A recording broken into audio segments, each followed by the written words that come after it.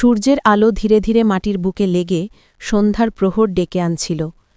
পৃথিবীর এক কোণে বাস করতেন আবদুল্লাহ নামের এক আল্লাহভীরু যুবক। ছোটবেলা থেকেই তার জীবনের লক্ষ্য ছিল জান্নাত।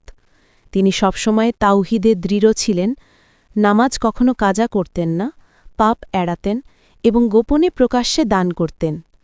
মানুষ তাকে ডাকত আবদুল্লাহ আল মুখলিস, অর্থাৎ নিষ্ঠাবান বান্দা। তার জীবনে দারিদ্র্য, একাকিত্ব, মানুষদের উপহাস, অনেক পরীক্ষাই এসেছিল, কিন্তু তিনি বলতেন, দুনিয়া ক্ষণিক, আসল জীবন তো আখিরাত। রাতে যখন মানুষ ঘুমিয়ে যেত, তিনি তাহাজ্জুদের সিজদায় কাঁদতেন, হে আমার রব, তুমি আমাকে তোমার সন্তুষ্ট বান্দাদের দলে শামিল করে দাও। অবশেষে তার মৃত্যু এসে গেল।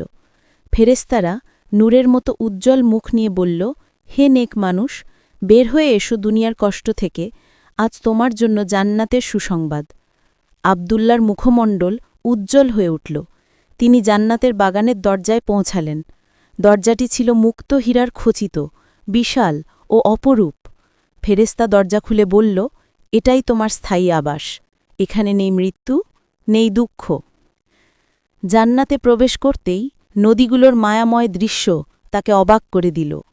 কাউসারের পানি, দুধের নদী, মধুর নদী, সুগন্ধি নেশাহীন ওয়াইনের নদী, যার কথা কুরআনে বর্ণনা আছে। এখানে নেই দিনরাত, শুধু শান্তি আর নূর। তিনি যখন একা একা বাগান ঘুরছিলেন, দূর থেকে এক অপূর্ব আলো ঝলমল করে উঠল। দেখলেন এক নারী, যাকে তিনি পৃথিবীতে কখনো কল্পনাও করেননি।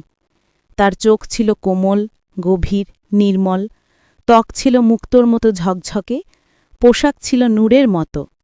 হাঁটার মাঝে ছিল লজ্জা আর স্বর্গীয় কোমলতা। তিনি এগিয়ে এসে বললেন, আসসালাম আলাইক, হে আমার প্রভুর প্রিয় বান্দা, আমি তোমার জান্নাতি স্ত্রী। তুমি দুনিয়ায় ধৈর্য ধরেছ, নামাজে স্থির থেকেছ, পাপ থেকে দূরে থেকেছ। আল্লাহ আমাকে তোমার জন্য সৃষ্টি করেছেন। আবদুল্লাহ বিস্ময়ে কেঁদে ফেললেন। তিনি বললেন, আমি তো কখনো ভাবিনি আমার কষ্টের বিনিময়ে আল্লাহ এমন পুরস্কার দিয়েছেন। হুরটি হাসলেন, তার হাসিতে বাগান আলোতে ভরে গেল। তিনি আবদুল্লাহকে নিয়ে গেলেন এক বিশাল প্রাসাদে, যেটি ছিল সোনার ইট আর রূপার স্তম্ভ দিয়ে তৈরি। ভেতরে রেশমের বালিশ, নূরের ঝর্ণা, সুগন্ধি বাতাস। হুরটি বললেন, এটাই তোমার গৃহ। আল্লাহ নিজ হাতে এটি প্রস্তুত করেছেন। এখানে ক্লান্তি নেই। আবদুল্লাহ জিজ্ঞাসা করলেন, তুমি কে, কিভাবে সৃষ্ট হও? হুরটি উত্তর দিলেন, আমরা হুরগণ পবিত্র, অনিন্দ সুন্দর, আল্লাহর বিশেষ সৃষ্টি। আমাদের অপবিত্রতা নেই, বিদ্বেষ নেই। আমরা আল্লাহর প্রিয় বান্দাদের জন্য। আবদুল্লাহ বললেন, আমি দুনিয়ায় অনেক কষ্ট পেয়েছি, ভাবতাম জান্নাত পাব তো। হুরটি স্নেহভরে বললেন, দুনিয়ার কষ্ট কখনো বৃথা যায় না। প্রতিটি অশ্রু, প্রতিটি ধৈর্য, প্রতিটি নামাজ আল্লাহ লিপিবদ্ধ করেন, আর প্রতিদানে দেন অনন্ত সুখ।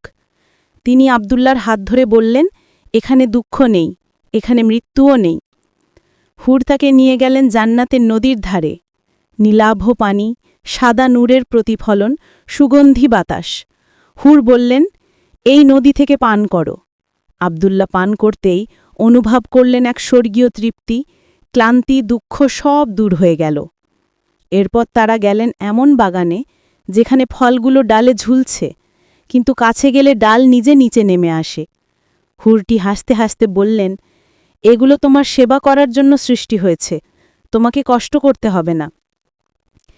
একদিন জান্নাতবাসীদের কাছে ঘোষণা এলো যে আজ আল্লাহ তোমাদেরকে তার সন্তুষ্টির ঘোষণা দেবেন।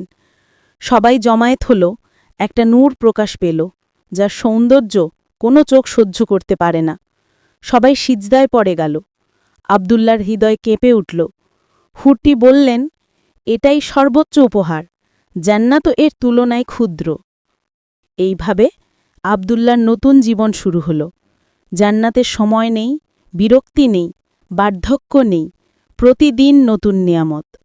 হুরটি তাকে মনে করিয়ে দেন, তুমি দুনিয়ায় যে কষ্ট সয়েছ, আল্লাহ সব জানতেন, তাই আজ তোমার ওপর তার অনন্ত রহমত।